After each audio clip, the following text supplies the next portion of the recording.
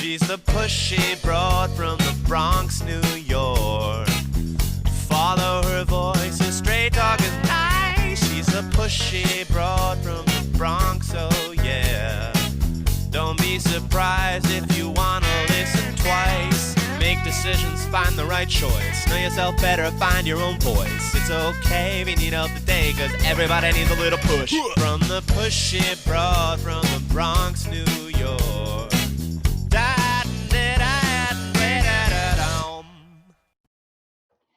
Welcome, podcast listeners and Transformational Talk Radio audience. I'm Ellen Stewart. This is the Pushy Broad from the Bronx, and this is my show, Everybody Needs a Little Push.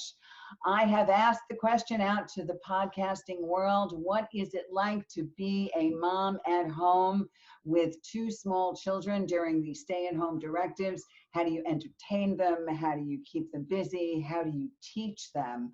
And I've gotten a tremendous amount of responses. I am going to highlight one or two of them today on my podcast show. And today we are talking to Emily from Toronto, who's going to talk to us about her two small children and how she is coping. Hello, Emily. How are you? I'm well. Thank you so much for having me, Ellen.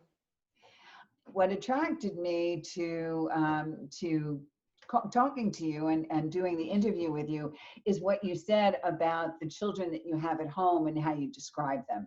Can you tell us a little something about your kids? Yes, yeah. So I have two boys, Theodore, who is 4, and Hugo, who's 2. Theo is a super loving little soul who's got all of his emotions on his sleeve and likes to bring those out often. And then there's Hugo, who is as fiery as his red mullet would suggest.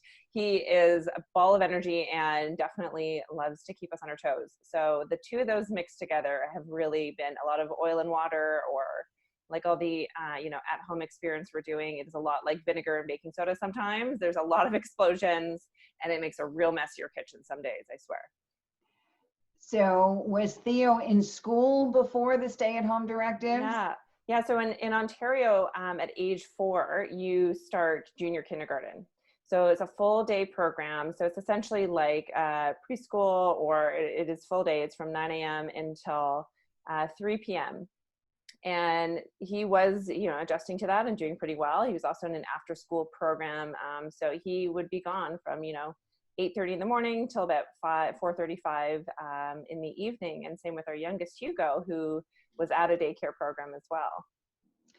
So you had both children under the care of a program, and they were being taken care of until about, 2 months ago? When did they come Until the March break here in Ontario, yes. I think that was about March 14th, somewhere around there, was the day that we sort of found out that we would be transitioning to being homeschool teachers / daycare providers / everything.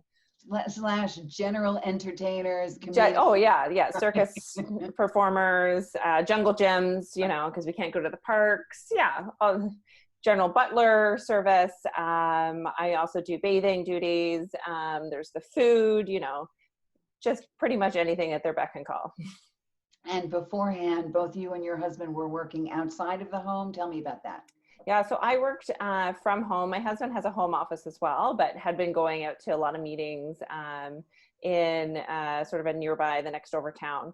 And so we were home a lot, and we were used to sort of working with each other at home. And if the kids had a sick day or something, we knew kind of how to manage it on a very short-term basis of like, all right, you're going to go to this meeting and we'll put them in front of the TV for this hour and they'll nap. And, we kind of had like a hodgepodge system for those emergency days. But then when this happened, it's certainly, the first few weeks was sort of us doing the hodgepodge version of that. And we quickly realized that wasn't exactly working for the longer term. What does the hodgepodge version look like? What did it look like?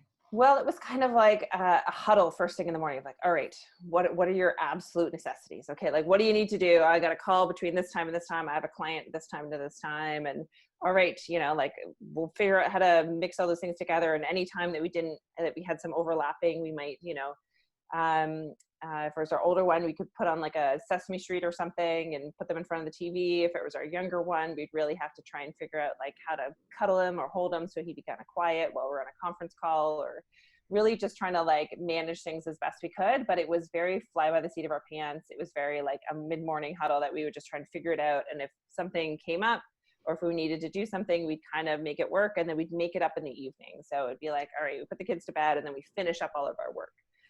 So it made for a really long day that way. Well, it sounds like we're scrambling to do this and then we're Yeah. scrambling to do that kind of thing, you know, without Exactly. planning. So when did you realize that wasn't going to work, and then what happened? You know, it really took us like a solid 4 weeks, really, of doing this, where we were kind of like, this feels pretty exhausting, actually. Especially, you know, we were starting to get up earlier and earlier. Our kids were definitely not sleeping as well. So they were getting up earlier and earlier to try and get work done before they woke up. We were staying up late to try and get work done then, and we weren't sleeping well ourselves.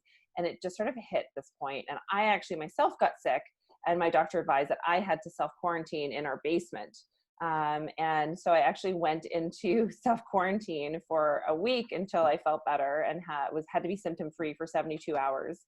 And so that's when we kind of really realized like, this is a pretty big tipping point. We're going to have to do something different here. Oh my goodness. So when you say you got sick for a week, did you have the virus? I never got tested. That was in the protocol. I just sort of wasn't high risk enough to get tested at this point. But I had a temperature. I had the aches and the chills, and I was exhausted, and I really was feeling unwell in a flu-like way. So our doctor just sort of, I did a virtual visit with our doctor. So it was just over the phone. Or over online, kind of like similar to this. And she said the best thing that I could do was to isolate, which meant that like my kids couldn't touch me. My kids couldn't see me. I was just like this weirdo in the basement all the time, kind of isolating, which is really hard to explain to a 2-year-old. You can't hug mama, you know, or a 4-year-old who's just like dying to see you and doesn't really understand why you're down there, to try and like really isolate from them. Yes, it's not like you can pick yourself up and go away. Yeah. I mean, they know you're down there, and, Yeah. and they still can't get to you. My goodness. What's your husband's first name? John. John. John must have been really pulling his hair out of his head, trying Oh, to absolutely. handle this in every sense, worrying about you, worrying about the kids, and coping. My goodness. And like not even be able to like, you know, he couldn't be alone. He couldn't do anything, right? Without an extra set of hands, you're really tied in many ways when it comes to that. So during that time, he did all of this himself? Yes. Yeah. Yeah. He did about a week straight of just like doing every single thing himself. And I just slept, and he delivered me food, and, you know, we sanitized every single thing in the house, and I recovered, and slowly kind of made my way back upstairs and reintegrated. And that was like a moment of like, okay, we've sort of gone to the extreme. All right, how do we find something in the middle? We know what the other end is, which is like the hodgepodge not working. Yeah. So like, how do we recalibrate? This is a good moment for us to recalibrate instead of just launching back into sort of where we were before, which again was very haphazard. Well, gratefully you only had a week of it, because most of us know that, you know, normally it's like 14 days and then even more, and then the threat of course coming back. So I'm extremely glad that you were able to do that in such a short time, and nobody else gratefully has gotten sick, and the children are fine. So you're going back to a situation where you now have begun to work things out. So tell me, when you came out of this and you said that you needed a new plan, talk to me about how the mothers and fathers out there could develop a structure and a plan that obviously is now working for you. Tell us about it. Yeah, well, it really took me and my husband sitting down, and similar to the approach we took with the like morning huddle of being like, okay, well, what do you need to do? And what do I need to do? It was almost like a more intense version of that. It was like, okay, what are our goals for the next 6 weeks? You know, like, what do we really need to get done? What's the most important to both of us?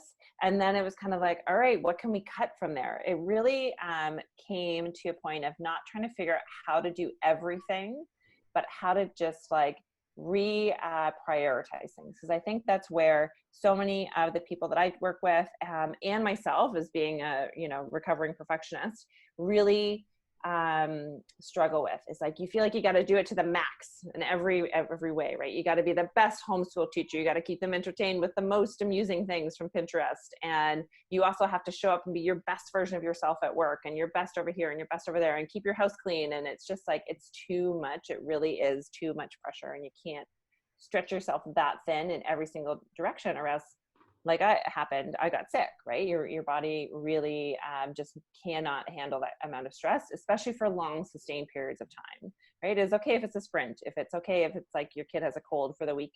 But when it comes to like 6 weeks, we're now into this, 8 weeks, 10 weeks. And by the end of this, it'll be at least 12 weeks. So it really is understanding that, like, okay, how can we do something that feels a little bit more sustainable? Now, my husband doesn't work for himself. He works for a company. And there really was that feeling of, well, how can I show up and not do as amazing as I expect of myself, or as I think that they expect of me? And so it was definitely a tough conversation where we had to ask ourselves a lot of hard questions and actually have those conversations. Like, he had to go back to his boss and have a kind of conversation with him. I had to really go to my business and look at it and maybe walk back some things.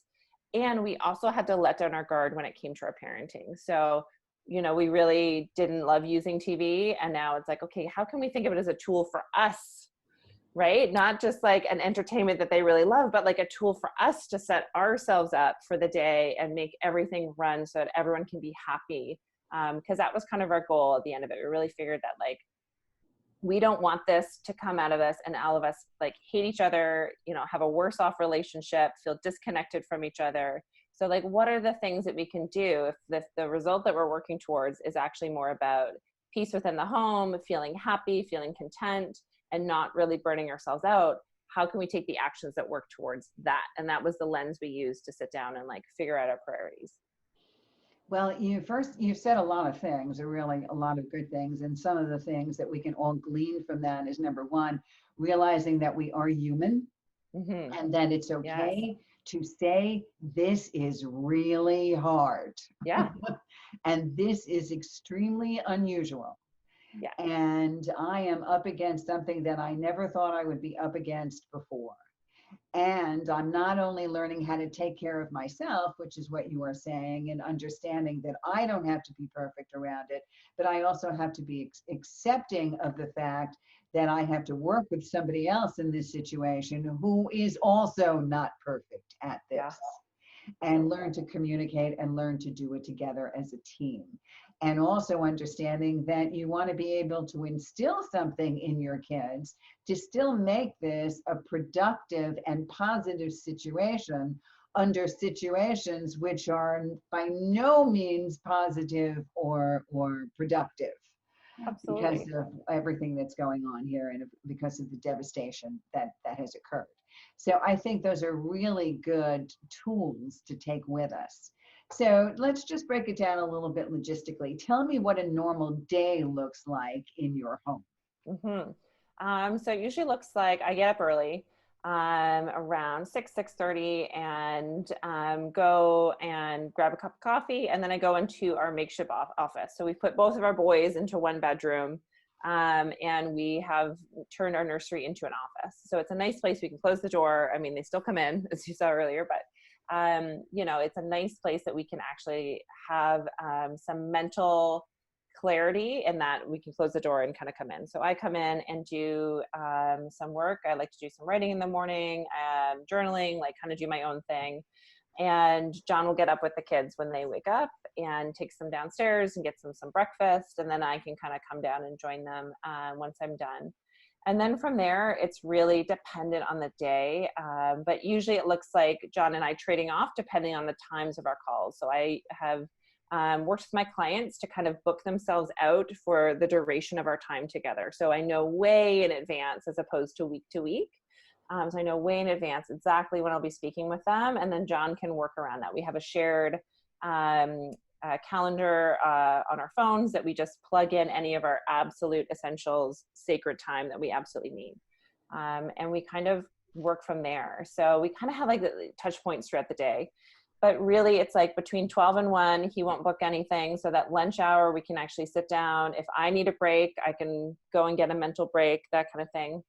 And then for our kids, we try to have a little bit of, it's less of a schedule and more of a routine. So it's like in the morning, we always have a recess. So that means we always go outside or we always move our bodies in some way. And then in the morning, we always have like a book time and a thing time. Like it's really about a thing that we're doing or an activity that we do in somewhat of a sequence. It sort of depends day to day, but somewhat of a sequence.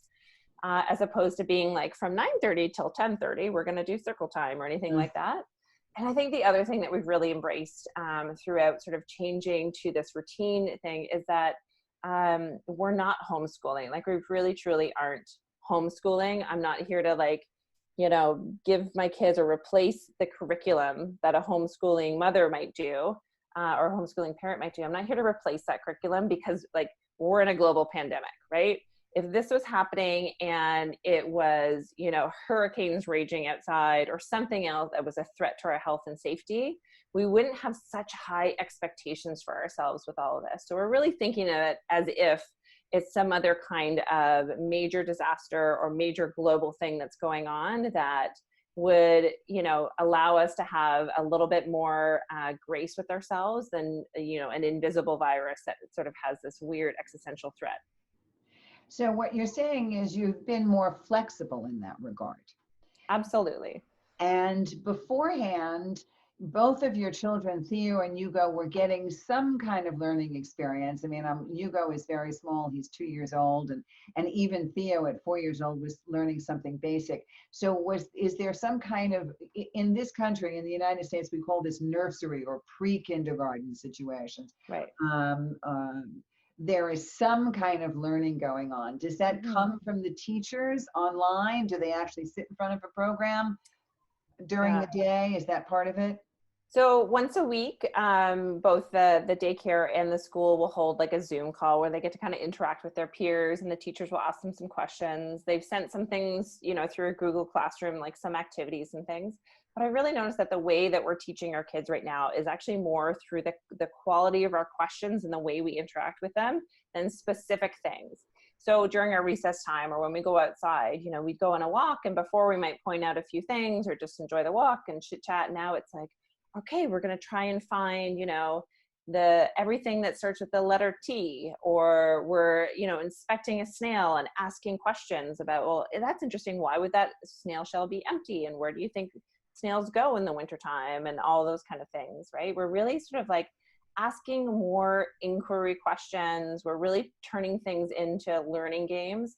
So it's not as if we're adding new things to our schedule, a new pressure. It's just like a few basic questions that we can change. Like there's 26 letters in the alphabet. That is 26 times you can play that game. And just asking like the same few questions of like, why do you think that is? I wonder why this, what do you think? Are great ways to like start that conversation that is a learning opportunity in things that we were already doing. Do you think your children appreciate both of you being home more? Gosh, yeah. Oh yeah. Definitely my oldest. Like I said, he's like a very heart-feeling soul and he loves the extra attention and the extra one-on-one time. I gotta say, like, as much as they fight and can mix like oil and water, their relationship has actually blossomed so much because they've had to learn how to get along, right? They've had to learn how to play together, how to be together. And before they were separate in many ways, they had different social circles. And now that they're with each other constantly, and now we've shoved them in a room together too. Like it's not just getting along during the day, you better get along while you're sleeping too. They really have blossomed and that's been an awesome thing to watch as well. So the brothers are bonding. They are. And how about you and John? Are you bonding? Yeah, definitely. Again, it's like, you know, there was a few moments of friction in the beginning for sure, as we just bumped into each other and trying to figure all of this out. But you have to communicate so much more, right? And it's interesting where there's times and things that I've heard from so many of my clients where they feel even more isolated, even though they're actually surrounded by people more. And the only difference between feeling isolated but being around people and feeling, you know, as if you're connected to other ones is communication. And so just having those skills of communication from being a life coach has been incredibly helpful for me. And so being able to like use those, draw upon them, call myself out on stuff, and being able to have that communication with my husband has been integral to us being able to come out of this. And again, it's like I use the lens of what is the result that I want? Like, what do I really want out of this time? Is it to like push as hard as I can in my business and like drive forward? Or is it to like maybe drive at like 75% and use that extra energy to focus on like, how can I support him? How can I love him? How can I be there for him as a partner? How can I communicate my own needs as a partner? How can I meet my own needs or ask for my needs to be met? And all those kinds of questions really just creates a different kind of drive. Instead of wanting to like push, you know, at no expense and really move forward in certain areas, I've really softened and learned how the things that I want and the values that I hold can actually meet up with the actions that I take. Well, those are very interesting words for sure. So you tell me that your relationship is thriving, that you are learning more and more about your children as a couple. You feel that your children's lives together are thriving and the boys are certainly bonding. And you also tell me that your work as a life coach has really helped you in many ways. I've talked to a lot of women over the past couple of weeks who are relationship coaches, life coaches, even love coaches.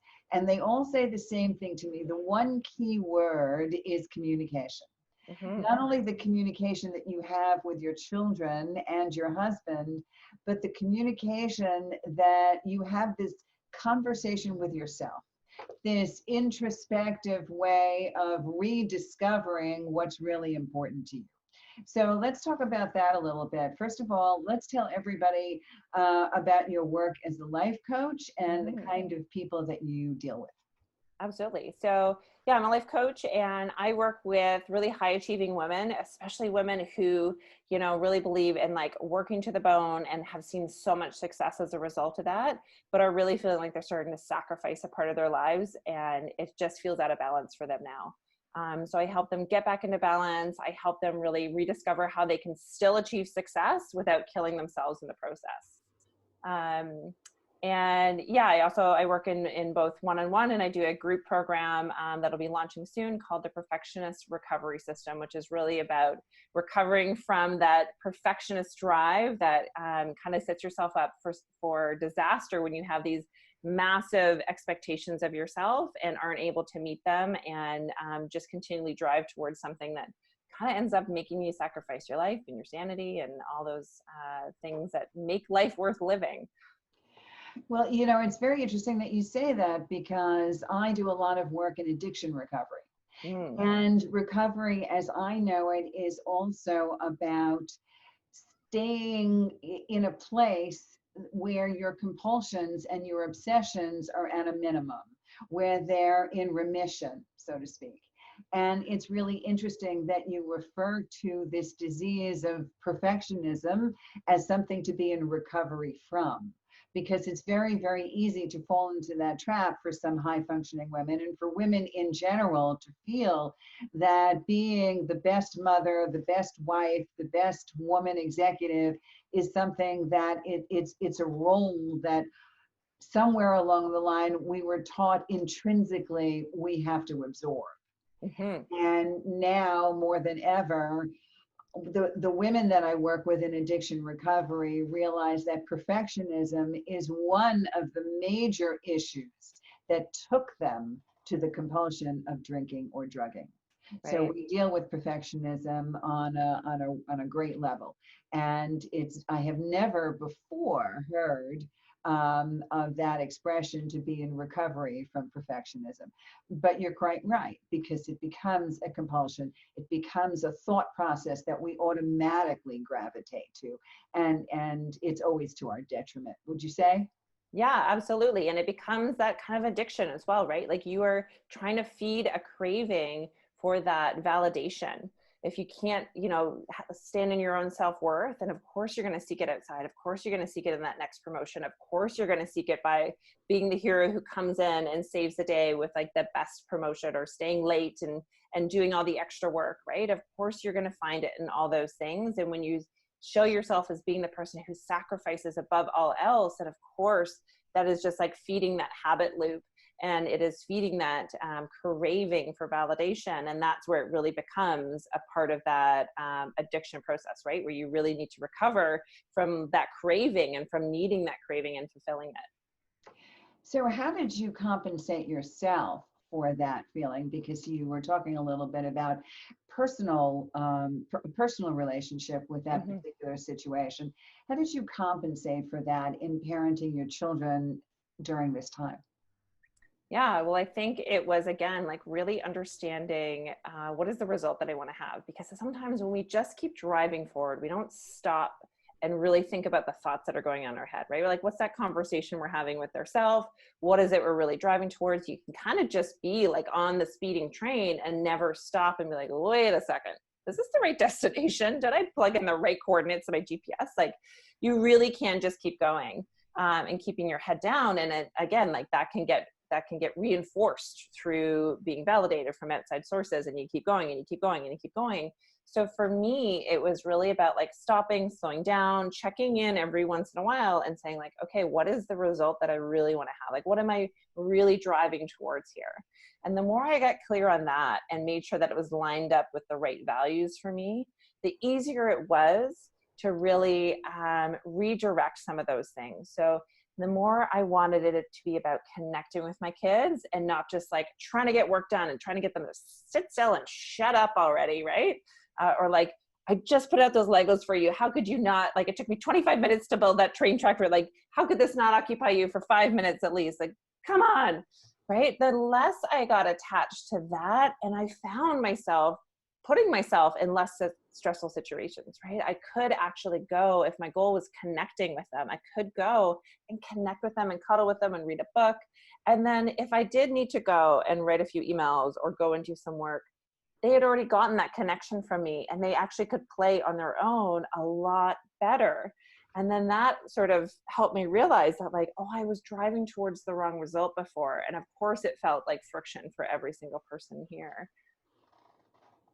Of course, when sometimes I found with clients that I deal with as well in terms of perfection, that it's an intrinsic feeling. It's I have to be perfect because of my own expectations of myself. Not only to prove to the world for outside validation, but for inward validation as well. I can't rest until this is exactly so, okay? Yeah. So it's learning how to just and to be grateful and to be happy with what is without us overtly manipulating what is. Right. I have a group, Pushy from the Bronx has a group called the Letting Go Tribe. And one of the things we do in the Letting Go Tribe is understanding that we can let go of certain things that we held on to so tightly and we thought were so important to us. And the idea and the cathartic feeling of actually letting go, one of the things we learn to let go, as you said, and you work on with your clients, is the feeling of I have to be perfect.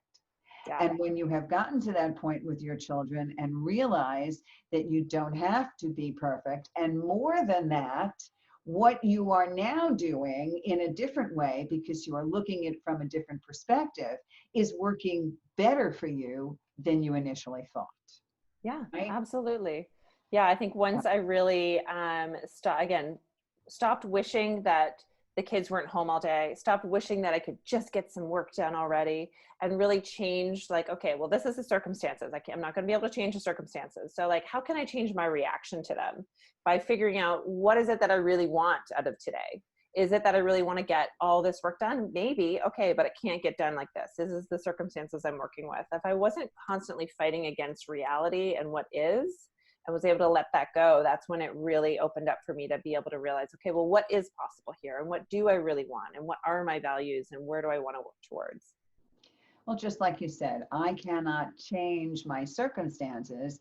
I have to change the way I react to these circumstances. And those are the keys. I've always talked about cognitive change breeds emotional change, breeds behavioral change. We put a different thought into our head, we see it from a different perspective, and all of a sudden we change the way we feel about something, which results in changing the way we act about something. I call it think differently, take command of your life. So now that you seem to have it down and you're kind of swimming along, according to the directives up in Toronto specifically and in Canada generally, how much longer do you think you'll be in this situation of stay at home with the kids? Yeah, well, first I wouldn't say I have it down. I still say there's a lot of those learning moments, right? And it is really just like continually making sure I'm not just charging down the track and having those moments to stop and check in. And also, again, like, let it go. Like, okay, that worked great for a month. Now we're in a different spot. You know, my youngest at 2 was, I think it's because, like, as much as we're taking them out to play, he's still not getting the same stimulation levels that he was when he was in a classroom full of like 20 other 2-year-olds and dedicated teachers who were, you know, running curriculums. So he wasn't as tired and needing his nap in the afternoon. So now we've dropped a nap so that he's not, you know, trying to go to bed at 10 o'clock at night. And that's sort of like, okay, now we don't have that period in the afternoon where that was like our power hour in the afternoon. We have these naps. And so now that we've adjusted to that, it's like, okay, let's let go of that being a thing. And let's embrace what's going on here and figure out the next piece. So in Toronto, you know, we've have until the end of May is school closures, but it's about a 4-week cycle that we find out about 2 weeks before the next 4-week cycle gets renewed for the emergency directive. Our sort of general feeling here is that at earliest, kids will go back in September. So we really are planning for the long term, but we're also expecting that it's going to look really different. You know, we live in a massive city of millions of people. And so even our city is adjusting to how we move ourselves around, how we experience the outdoors, how we, as people who used to use parks as our backyards, are really finding new ways of being. And I think we're doing the same thing with understanding how we're using our own house or how we're using the schools and all that kind of stuff. So it could look extremely different. There's been rumors about it being 2 weeks on, 2 weeks off, so that they have half the classroom sizes, things like that. And so we're really just sort of mentally preparing for this being a marathon and this really being like setting out a new way of being. So anything that works, we're kind of putting in our tool belt and trying to expand upon it, figure out why it works. And again, not getting attached to it, but just sort of being like, okay, let's use that as a lesson. Let's kind of figure out where we can go from here. So I won't say it's going to stay the same, but I will say that this is going to be a lot of iterations, and understanding that and embracing that we're not just going to like find a routine and then like knock it out for the next year is definitely not the plan we're taking. Or it's definitely one step at a time, one day at a time. And how do I adapt to this moment right here? Yes, absolutely. All the tools we need on a daily basis. And to keep your sense of humor, which you most definitely have, because if we can't laugh at it, I mean, there is so much more to cry about here. And as long as you are healthy and your husband and your children are healthy, then you can conquer anything. And we've learned that that's basically the most important thing. Absolutely. So, yes. So tell us, what do you want to leave our listeners with today? If you want to make an impression on other mothers or as a life coach, what message would you like to leave with us? Yeah, I think it's really reiterating what you said, Ellen, about like our thoughts really create our experience, our emotional experience of things, and how we experience either stress or not stress. And so think about like, what do you really want to get out of this? If you are looking back, 6 months from now, do you want to think about how you just like struggled every single day to try and get your work done and it didn't work anyways? Don't be afraid to like stop the speeding train and take a look around and readjust. And then even if you're chugging along, just like stop and question those things and be okay with letting it go. Holding on so tightly to something that's not working is causing yourself suffering. And if you're suffering, it's a problem, and it's a problem worth fixing. So reach out to those resources, figure out a way to change it. Really just this idea that we should all be suffering and drinking a bottle of wine a night, and that's like the new norm. Really isn't, what I think we should be telling mothers. And I want to make sure that that there are so many moms out here who are willing to like listen to you and help you vent and help you manage through this. But there's also moms who, you know, like I said, like I haven't figured it out. I don't have a magic bullet, but I am learning things, and I do know some tactics, and I'm my study through the brain, right? Just as you were saying, and understanding how our thoughts create our feelings, which drive us into certain actions, which create a different result.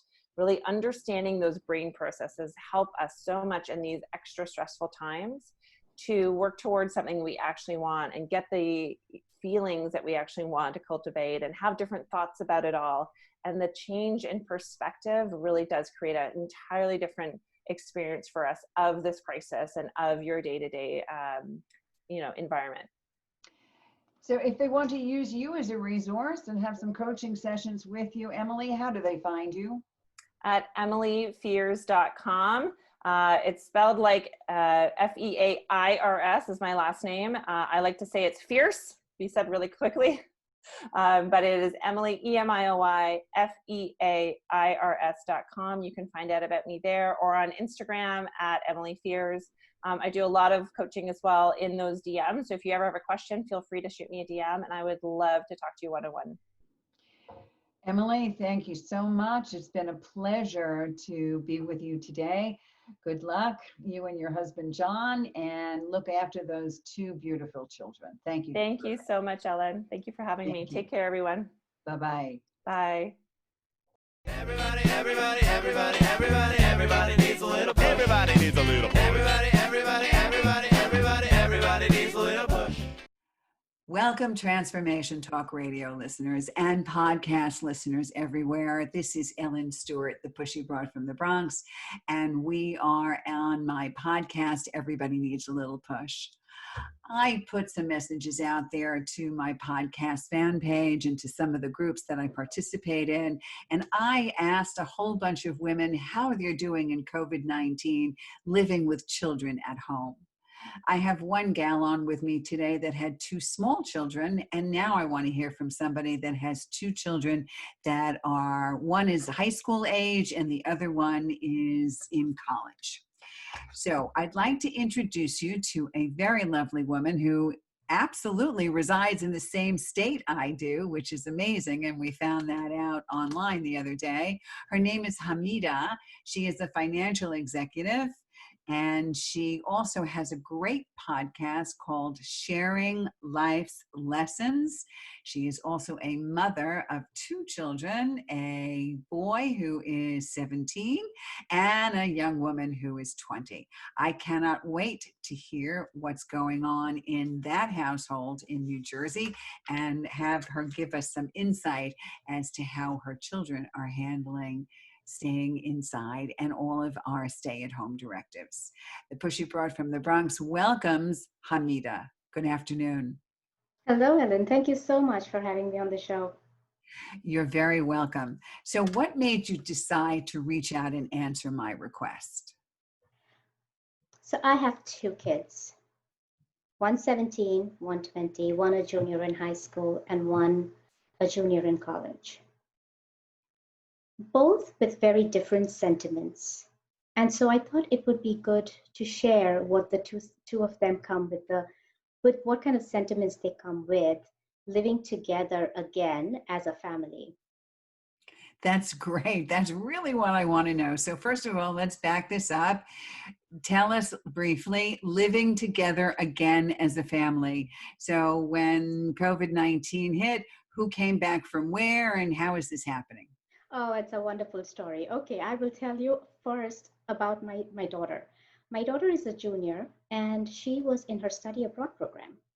So she was in Morocco and she was there since January, beginning of January. When COVID-19 hit, I called her college and I said, hey, look, I know many of her friends are coming back mandatorily from other parts of the world, mainly from Europe, obviously from Spain and Italy. So are you getting my child back? And they go, no, Morocco is level 2. It's okay. We are not mandating any of that. She can continue being there. So I spoke to Karina and I go, hey, are you feeling safe there? This is what your school is saying? And she's saying, yes, Mom, it's much safer here than it is in the US. I'm listening to all of these US stories and I feel like it's much safer here. So, okay, that's fine. We'll go with the flow. And then suddenly Morocco, which has its border with Spain, closed its border with Spain, specifically the ferry part of it. So, and she was at her spring break, and she actually had tickets to go to Spain. So obviously now the borders are closed, and I go, you're not going anywhere. You just cancel all your tickets for spring break. Nothing. You're just staying put in Morocco. So that's what she did. She canceled her tickets, got all her money back, and that was a Friday. I don't forget the date, but that was a Friday. Then she called me on Sunday, and she goes, guess what? Morocco has closed all its borders now. All international borders are closed. And I go, what? Does that mean flights as well? Yep, all flights canceled. And that's when I panicked. And I go, as much as I know she is safe there in a controlled environment, I don't know how long the borders are going to be closed. Maybe it'll go through her entire semester, maybe into the summer. I need to get her back with me, and we need to get back as a family. This is I think a pandemic or a crisis that the family needs to be together. So this was in January that you brought her back? No. Now we are into March. So now you're into March. So we are into March. She left in January, but we are into March. She was supposed to be there till May. So now in March, when they closed the borders, that's when I panicked.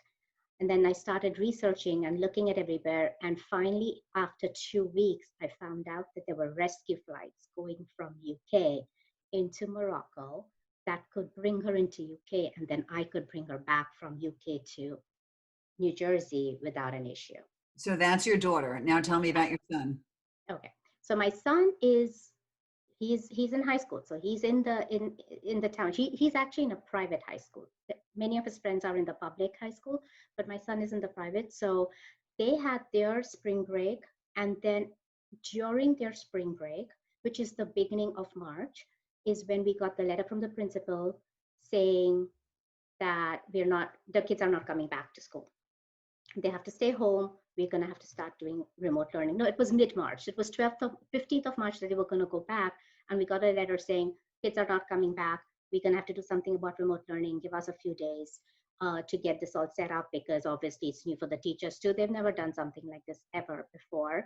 So they extended the spring break for 3 or 4 more days.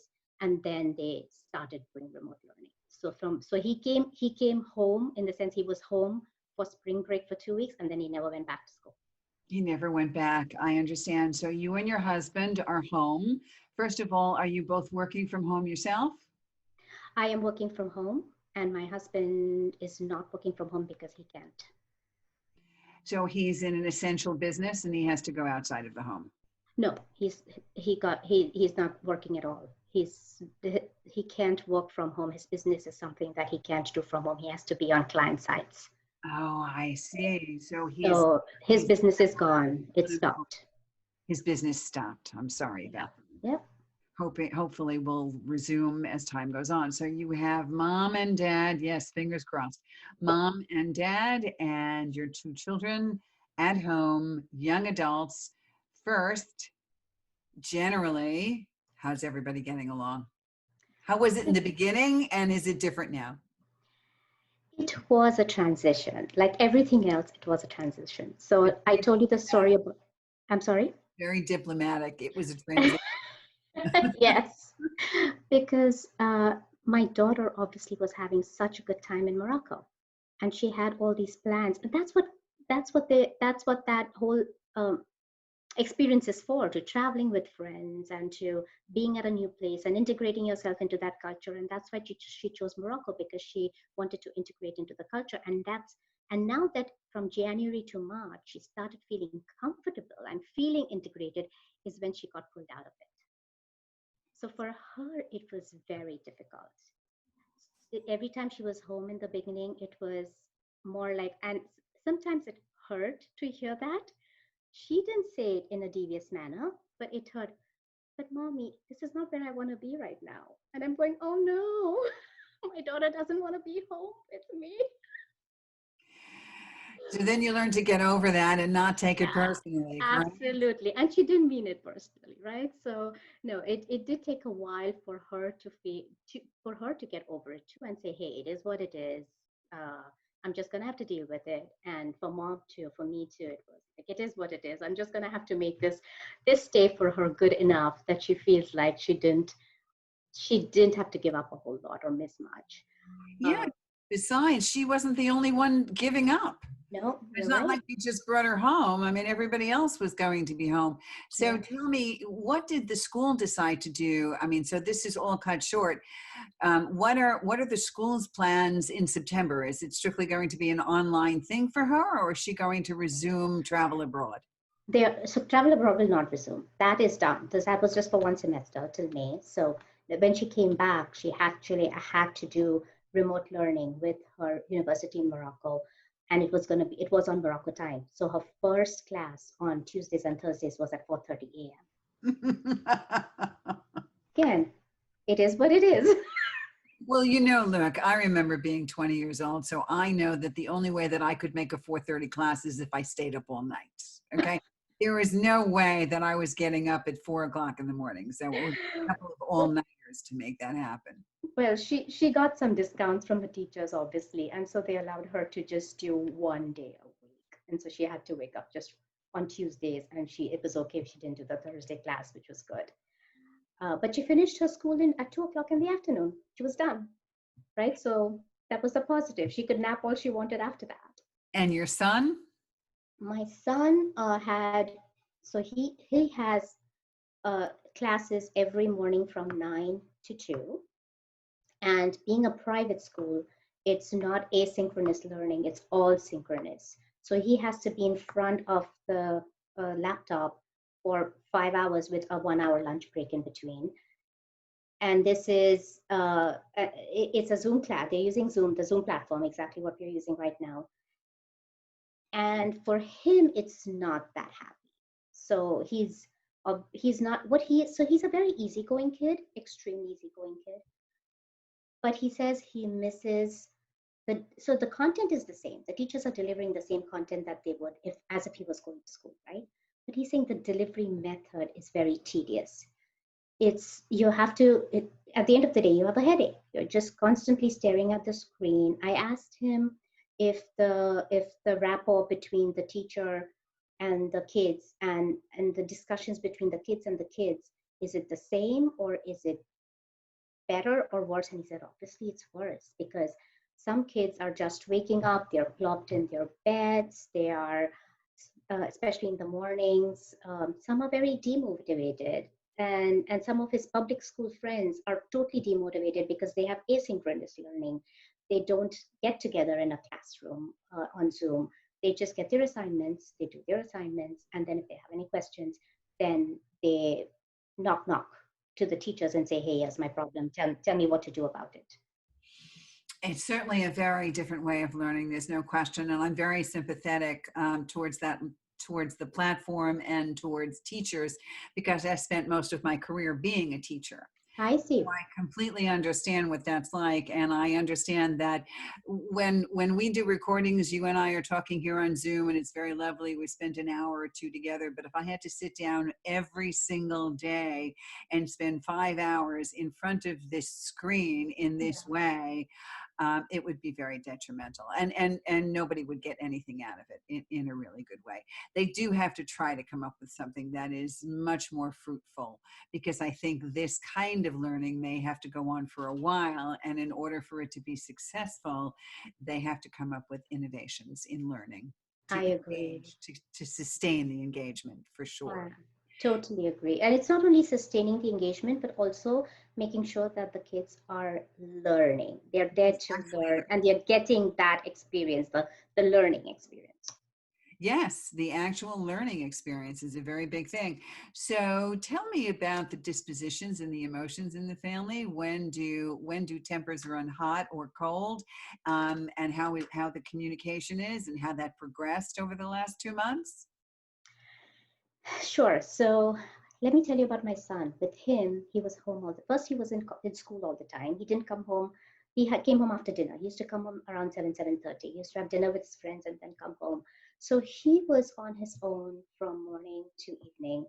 And he was, after school, he did sports, he went to the gym, he did community learning with the kids. So he had all of these activities that were structured for him. Now he had to structure everything on his own. He had to learn to, first of all, he had to learn to structure everything on his own because it wasn't something he did. Like he just went with the flow in school and then he had these fixed timelines. Now he had to create that. So I think for him, it was a harder transition. And then on top of that, mommy and daddy were always at home. So they could see everything that he's doing. And then if he's on if he's on video games for too long, mommy's telling him he's on video games for too long. He's not used to that. So that's when the temper flares happen, right? His thing is, if I don't get you the grades, and if I'm not keeping up with my grades, then you can tell me something. But I guarantee you, I will get the same grades that you're used to getting from me. And has that been happening? So that has been happening, yes. And when I saw his midterm grades, I knew I had to step back, that he had things under control. The transition had happened for him. Now he knows exactly what to do. I do see him giving priority to his academics. And then obviously he needs a break. His usual break was sports and being outside with his friends and going out for dinners with his friends. He can't do any of that. So if I don't let him use video games as a way to take his breaks, then the poor kid is going to be messed up. Exactly. And it's very interesting because you said some interesting things there. First of all, you said that he has learned to adjust to certain routines. So really understanding that as a 17-year-old, he's creating his own routine. So this is a very big plus, especially in this particular situation, because we are all struggling to create our own routines. Without that kind of discipline in this situation, we are all flailing. We are all either laying in bed with the covers over our head, or we're just going in completely the opposite direction. So someone at this age learning structure, accountability, and balance on his own in this way is a marvelous thing and is an outstanding tool for adulthood. There's no question. Yep. And but Ellen, on the same hand, also you're right. He's totally adjusted, and as a mother, I know that there are some things that he's doing that I do not agree with. And if I was setting the standards for him, it is not something that I would let him do. For example, I'll give you an example. His class starts at 9. My thing is, Avi, wake up at 8 o'clock, have your breakfast, take a nice shower so your body is, you're fresh, you're ready to learn. But that's my standard. His routine is, Mommy, 9 o'clock class. Can you make sure I'm alive at 8:45? but understand that's because he's 17. Exactly. And there is no way that a kid's going to start their day. I agree. It will change in time. And Mom, I commend you for knowing when to speak up and knowing when to shut up. Yeah, and that's exactly where I shut up. As long as the rest of the day is going fine, it's okay if he sleeps for another half an hour. And he said he's got the grades to prove it. So that's a really good thing. Let me know how you and your husband are feeling about the kind of lessons you've learned in terms of your children. How are you growing and learning with your kids? What have you gotten out of this time together?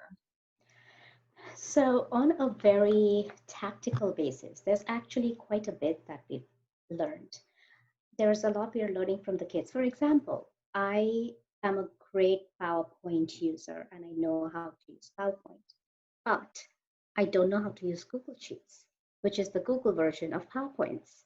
And it looks fancier, the end product looks fancier.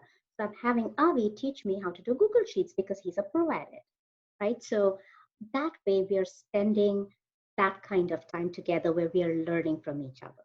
Avi and I love to play chess together, but we've never had the time to play chess together. So now on the weekends, we are taking out time to at least play one game together, right? So those kinds of family times to me are precious. To me, my daughter would never have been home especially for Mother's Day. They were both home with me and they both cooked me breakfast. And that was amazing because my daughter would not have been here. She would have been away.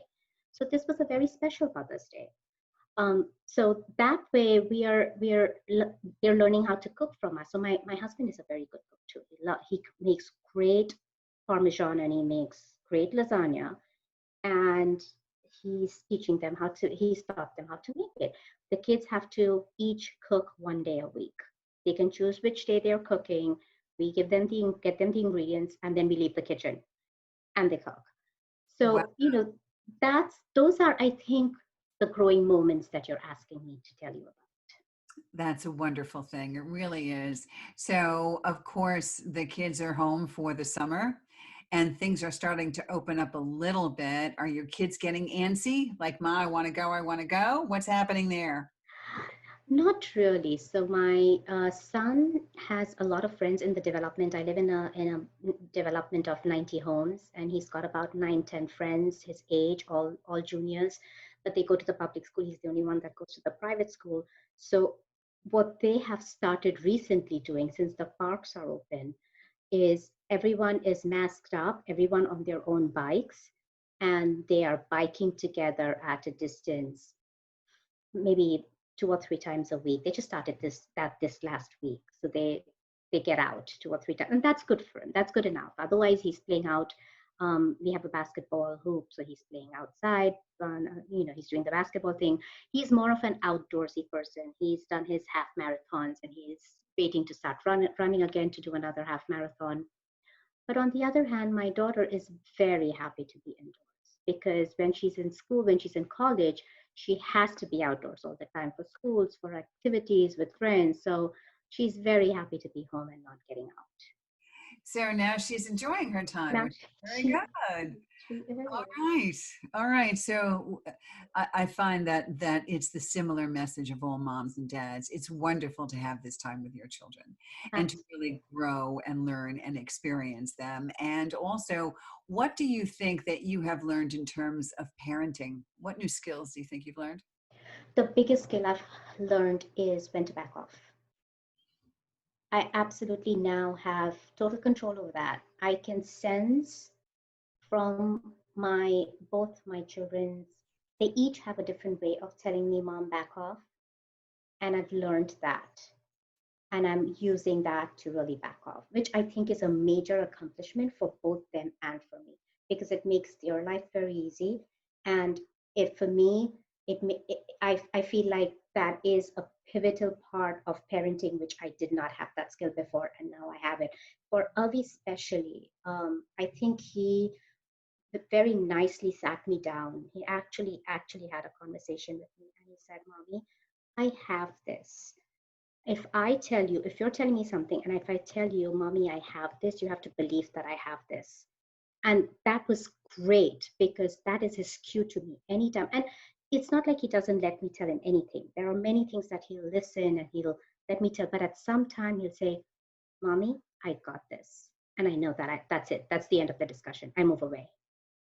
And that's a very good lesson for mothers everywhere, knowing when to push and knowing when to back off and learning how to let go and trusting your child to do the right thing. And it's not very easy to let go. It is not.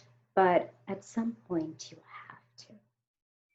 Like when my daughter was growing up and she was 17, she didn't really care that I didn't back off. She was okay with me not backing off. Like she was okay with me. We did a lot of things together. But my son prefers me to back off when he's got things under control because he said, I need to know that I have things under control. So I learn from her. Okay, we seem to be back. Okay. Yeah, we seem to be back. Yes, we seem to be back. All right, let's just give one last word to our listeners out there. I know backing off is a wonderful thing. What else do you want them to know about parenting during this time? Oh gosh, I just want them to know that this is a time I feel that is a blessing. As much as there's so much stuff that's happening out there that is undesirable and we wish that never had happened. We know there are so many out there who are suffering. We know there are so many heroes out there, and I thank them from the bottom of my heart. And I'm talking about the healthcare workers and the frontliners who are doing remarkable work out there. And we're losing so many to COVID. That's the non-desirable part of COVID, but there is a better part of COVID, which is families have come together, friends are checking in on each other, grandparents are checking in on grandmas and grandpas. And this family time is, I feel, a blessing to all of us. I'm saying to parents, let's just milk it. Let's just have a lot of family time together. Let's support. If there is any time to support our kids, it is right now. Find out if they have any issues with mental health, which is big. There's mental health normally is an issue with teenagers now, not being able to socialize with their friends and not being able to, if they're going out, not being able to see their girlfriends, not being able to, do normal stuff that teenagers do. It is conducive to mental health issues. Check in on them. Make sure that they're not going through any of that. And if they are, then see how you can support them. I mean, this is the time we can really, really come together and support our kids. This is the time. There's no better time than right now to observe and communicate, correct? Absolutely. I'm with you. Fantastic, Hamidah. Thank you so much. I really appreciate it. Thank you so much again for having me on the show, Ellen. This is Ellen Stewart, the Pushy Broad from the Bronx, saying thanks for listening. And remember, everybody needs a little push. From the Pushy Broad from the Bronx, New